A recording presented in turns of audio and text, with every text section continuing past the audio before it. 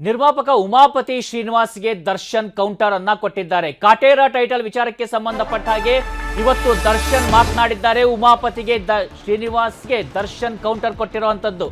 Kaatera title ವಿಚಾರವಾಗಿ Darshan counter ಅನ್ನ ಕೊಟ್ಟಿರುವಂತದ್ದು. ಈಗ ಇದೇ ವಿಚಾರಕ್ಕೆ ಸಂಬಂಧಪಟ್ಟ ಹಾಗೆ ದರ್ಶನ್ ವರ್ಸಸ್ ಉಮಾಪತಿ ಅನ್ನೋದು ರೀತಿಯಾಗಿ ಆಗಿರುವಂತದ್ದು. ಕಾಟೇರ ಟೈಟಲ್ ನಾನು ಕೊಟ್ಟಿದ್ದು ಅಂತ ಉಮಾಪತಿ ಹೇಳಿದ್ರು. ಅದಕ್ಕೆ ಈಗ ಕೌಂಟರ್ ಅನ್ನ ಕೊಟ್ಟಿದ್ದಾರೆ ದರ್ಶನ್. ಅಯ್ಯೋ ತಗಡೆ, ನಿನಗೆ ರಾಬರ್ಟ್ ಕಥೆ ಕೊಟ್ಟವರು ನಾವು, ಕಾಟೇರ ಟೈಟಲ್ ಕೂಡ ನಂದೇ, ಅದನ್ನ ನಿಮಗೆ ಕೊಟ್ಟಿದ್ದು ನಾನೇ. ಉಮಾಪತಿ ಶ್ರೀನಿವಾಸ್ ವಿರುದ್ಧ ನಟ ದರ್ಶನ್ ಕೆಂಡಾಮಂಡಲರಾಗಿದ್ದಾರೆ. ಇವತ್ತು ಸ್ಟೇಜ್ ಮೇಲೆಯೇ ಕೆಂಡಾಮಂಡಲಾಗಿರುವಂಥದ್ದು ದರ್ಶನ್. ಮದಗಜ ಟೈಟಲ್ ಕೂಡ ನಾವೇ ನಿಮಗೆ ಕೊಟ್ಟಿದ್ದು.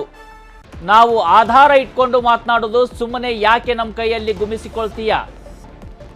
ನಿರ್ಮಾಪಕ ಉಮಾಪತಿ ಶ್ರೀನಿವಾಸ್ ವಿರುದ್ಧ ದರ್ಶನ್ ಕೆಂಡಾಮಂಡಲರಾಗಿದ್ದಾರೆ. ಕಾಟೇರದ 50 ದಿನದ ಸಂಭ್ರಮದಲ್ಲಿ ಈ ರೀತಿಯಾಗಿರ್ತಕ್ಕಂಥ ಹೇಳಿಕೆಯನ್ನ ಕೊಟ್ಟಿರುವಂತದ್ದು ದರ್ಶನ್. ಆದ್ರೆ ಕೆಲವು ಕ್ಲಾರಿಫಿಕೇಶನ್ ಕೊಟ್ಬಿಡ್ತೀವಿ. ಅದಕ್ಕೆ ಈಗ ರಾಮಮೂರ್ತಿ ಸರ್ ಇಲ್ಲೇ ಇದ್ದಾರೆ. ಯಾಕಂದ್ರೆ ಕೆಲವರು ಹೇಳಿದ್ರು ಕತೆ ನಾನ್ ಮಾಡಿಸ್ದೆ, ಟೈಟಲ್ ನಾನ್ ಕೊಟ್ಟೆ. ಅಯ್ಯೋ ತಗಡೆ, ನಿನಗೆ ರಾಬರ್ಟ್ ಕತೆ ಕೊಟ್ಟಿದ್ದೆ ನಾವು. ಈಗ ಯಾಕಂದ್ರೆ ಕೊಟ್ಟಿದ್ದು ಮಾಡಿದ್ದು ಹೇಳ್ಬಾರ್ದು ಭಗವಂತ. ಯಾಕಂದ್ರೆ ಇದೇ ಸಲ ಇದೇ ತರ ಒಂದ್ ಕಡೆ ಸಿಗಾಕೊಂಡು ಬಾಯಿಯಿಂದ ಏಳಿಸ್ಕೊಂಡು ಬುದ್ಧಿ ಕಲ್ತಿಲ್ಲ ಅಂದ್ರೆ ನಾವ್ ಏನ್ ಹೇಳೋಣ? ಈಗ ಈ ಕತೆ ಇಂಥ ಒಳ್ಳೆ ಕತೆ ಯಾಕಪ್ಪ ಬಿಟ್ಟೆ ನೀನು? ನೀನ್ ಮಾಡಿಸ್ತಾನೆ, ಇಂಥ ಒಳ್ಳೆ ಕತೆ ಯಾಕೆ ಬಿಟ್ಟೆ ನೀನು? ನೀನ್ ಜಡ್ಜ್ಮೆಂಟ್ ಅಷ್ಟು ಚೆನ್ನಾಗಿದೆ, ಗುಡ್, ಮಾಡ್ಬೋದಾಗಿತ್ತಲ್ಲ. ಟೈಟಲ್ ನಾನು ಕೊಟ್ಟೆ, ಟೈಟಲ್ ಇಟ್ಟಿದ್ದೆ ನಾನು. ಅದಕ್ಕೊಂದು ಕ್ಲಾರಿಫಿಕೇಶನ್ ಇದೆ. ಬನ್ನಿ ಡೈರೆಕ್ಟರ್. ಏನಕ್ಕೆ ಅಂದ್ರೆ ಕ್ಲಾರಿಫಿಕೇಶನ್ ಕೊಡಕ್ ಬೇಕಲ್ಲ. ಯಾಕಂದ್ರೆ ನಾವೆಲ್ಲರೂ ಸುಳ್ಳು ಹೇಳಿದ್ರೆ ಎಲ್ಲ ಆಧಾರ ಹಿಡ್ಕೊಂಡೇ ಮಾತಾಡ್ಬೇಕು. ಟೈಟಲ್ ಸ್ವಲ್ಪ ಕತೆ ನೀವ್ ಹೇಳಿ ಸ್ವಾಮಿ. ಮದಗಜ ಟೈಟ್ಲು ರಾಮಮೂರ್ತಿ ಸರ್ ಹತ್ರ ಇತ್ತು. ಅದು ತಗೊಳ್ಬೇಕಾದ್ರೆ ಕಾಟೇರ ಟೈಟ್ಲನ್ನ ಉಮಾಪತಿ ಸರ್ ಕೊಟ್ಟರು. ಮದಗಜ ಟೈಟ್ಲನ್ನ ಬಾಸ್ ಹೇಳಿದ ತಕ್ಷಣ ನನಗೆ ರಾಮಮೂರ್ತಿ ಸರ್ ಕೊಟ್ಟರು. Thank you Ramamurthy sir. ಯಾಕೆ ಅಂತಂದ್ರೆ ನಮ್ಮ ಹತ್ರ ಬ್ಯಾನರ್ ಇದ್ರೂ ಕೂಡ ಮಾತಾಡೋಣ. ಯಾಕಂದ್ರೆ ಕ್ಲಾರಿಫಿಕೇಶನ್ ಕೊಟ್ರೆ ಕರೆಕ್ಟ್ ಆಗಿ ಕೊಡ್ಬೇಕು ಅಂತ. ಆ ಟೈಟ್ಲು ಎಲ್ಲಿ ರಿಜಿಸ್ಟರ್ ಮಾಡ್ಸಕ್ ಹೇಳಿದ್ದೀನ? ಫಸ್ಟ್ ನಮ್ಮ ಬ್ಯಾನರ್ನಲ್ಲಿ ರಿಜಿಸ್ಟರ್ ಮಾಡ್ಸಕ್ಕೆ ಹೇಳಿದ್ರಿ. ಬಟ್ ನನ್ನ ಬ್ಯಾನರ್ನಲ್ಲಿ ಇರಲಿಲ್ಲ ಜಾಗ ಅಂತ ನಾನು ಹೇಳ್ತಿದ್ದಂಗೆ ಆಯಿತು, ಅಲ್ಲೂ ನಮ್ಮ ಬ್ಯಾನರ್ ಇದ್ದಂಗಿದೆ, ರಿಜಿಸ್ಟರ್ ಮಾಡಿಸು ಅಂತ ಅಲ್ಲಿ ಹೇಳಿಟ್ಟಿದ್ದು. ಟೈಟ್ಲ್ ಕೊಟ್ಟಿದ್ದು ನೀವೇನೆ. ಓಕೆನಾ ಸ್ವಾಮಿ? ಯಾಕಪ್ಪ ಬಂದು ನಮ್ಮ ಕೈಲೇ ಯಾಕೆ ಗುಂಬಿಸ್ಕೋತೀಯ? ಗುಂಬಿಸ್ಕೋಬೇಡ. ಎಲ್ಲೋ ಇದೆಯಾ, ಚೆನ್ನಾಗಿದೆಯಾ, ಅಲ್ಲೇ ಇದ್ಬಿಡು. ತಪ್ಪದು.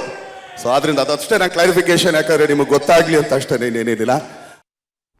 ಇನ್ನು ನಿರ್ಮಾಪಕ ಉಮಾಪತಿ ಗೌಡಗೆ ದರ್ಶನ್ ಕೌಂಟರ್ ಕೊಟ್ಟಂತಹ ವಿಚಾರಕ್ಕೆ ಸಂಬಂಧಪಟ್ಟ ಹಾಗೆ ನಿರ್ದೇಶಕ ತರುಣ್ ಸುಧೀರ್ ಮಾತನಾಡಿದ್ದಾರೆ. ಗಮನಿಸೋಣ. ಕನ್ನಡದ ಕಾಟೇರ 50 ದಿನಗಳನ್ನ ಪೂರೈಸಿದ್ದಾನೆ. ಸೊ ಈಗ ನನ್ನ ಜೊತೆ ಕಾಟೇರ ಸೂತ್ರಧಾರಿ ತರುಣ್ ಸುಧೀರ್ ಸರ್ ಇದ್ದಾರೆ. ಕಾಟೇರ ರಿಲೀಸ್ ಆಯ್ತು, ಸಕ್ಸಸ್ ಆಯ್ತು, ಅಡೆತಡೆಗಳು ಒಂದಷ್ಟು ಏನೇನೋ ಮಾತುಗಳು ಸಕ್ಸಸ್ ಬಗ್ಗೆ ಅದಾದ ನಂದು ಇದು ಒಬ್ಬ ಇಂಡಸ್ಟ್ರಿಯಲ್ಲಿ ಒಂದು ಟೈಟ್ಲ್ ಕೊಡೋದು ಬಿಡೋದು ತಗೊಳ್ಳೋದು ಕಾಮನ್ನು. ಸೊ ಆದ್ರೂ ಕೂಡ ಕಾಟೇರ ವಿಚಾರವಾಗಿ ಒಂದಷ್ಟು ನಂದು ಅದು ಆ ಥರ ನಡೀತಿತ್ತು. ಇವತ್ತು ದರ್ಶನ್ ಸರ್ ಅದಕ್ಕೊಂದು ಕ್ಲಾರಿಟಿ ಕೊಟ್ಟರು.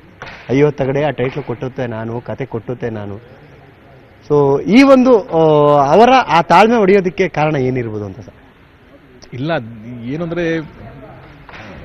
ಏನೇನೋ ಅದು ಹೊರಗಡೆ ಬೇರೆ ಮಿಸ್ಇಂಟರ್ಪ್ರಿಟ್ ಆಗಿ ಕೆಲವು ವಿಷಯಗಳು ಓಡಾಡ್ತಾ ಇರುತ್ತಲ್ಲ, ಅವ್ರಿಗೊಂದು ವೇದಿಕೆ ಸಿಕ್ಕಿಲ್ಲ ಕ್ಲಾರಿಫೈ ಮಾಡಬೇಕು ಅಂತೇಳಿ ಅಂತ. ಇದು ಇವಾಗ ಎದುರ ಬದ್ರ ಕುತ್ಕೊಂಡು ಮಾತಾಡೋ ಥರ ಇತ್ತು ಅಂದರೆ ಅಲ್ಲಿ ಸಾಲ್ವ್ ಆಗ್ಬೋದು. ಈಗ ಅದನ್ನ ವಾಹಿನಿ ಮುಖಾಂತರನೇ ಯಾರೋ ಒಂದು ಏನೋ ಹೇಳಿದಾಗ ಅವರು ವಾಹಿನಿ ಮುಖಾಂತರನೇ ಅದಕ್ಕೆ ಉತ್ತರ ಕೊಡಬೇಕು ಅನ್ನೋದಕ್ಕೋಸ್ಕರ ಸೊ ಅವ್ರಿಗೆ ಒಂದು ವೇದಿಕೆ. ಯಾಕಂದ್ರೆ ಮೊನ್ನೆ ನಡೆದಿದ್ದು 25ನೇ ವರ್ಷದ ಸೆಲೆಬ್ರೇಷನ್, ಅಲ್ಲಿ ಹೇಳೋಕ್ಕಾಗಲ್ಲ. ಇಲ್ಲೂ ಕೂಡ ಅದು ಅಚಾನಕ್ ಆಗಿ ರಾಮಮೂರ್ತಿ ಸರ್ ಇದ್ದು ಟೈಟ್ಲ್ ವಿಷಯನೂ ಬಂದಾಗ ಸೊ ಅದಕ್ಕೆ ಅವರು ಕ್ಲಾರಿಫಿಕೇಶನ್ ಕೊಟ್ಟರು. ಅಂದ್ರೆ ಯಾವತ್ತಿದ್ರು ಆ ಟೈಟಲ್ಲು ಫಸ್ಟಿನ ದರ್ಶನ್ ಸರೇ ಹೇಳಿದ ಟೈಟ್ಲು, ರಿಜಿಸ್ಟರ್ ಮಾತ್ರ ಬ್ಯಾನರ್ ಸಿಕ್ಕಿರಲಿಲ್ಲ ಅಂತ ಅಂದ್ಬಿಟ್ಟು ಬೇರೆ ಕಡೆ ರಿಜಿಸ್ಟರ್ ಮಾಡಿಸಿದ್ರು.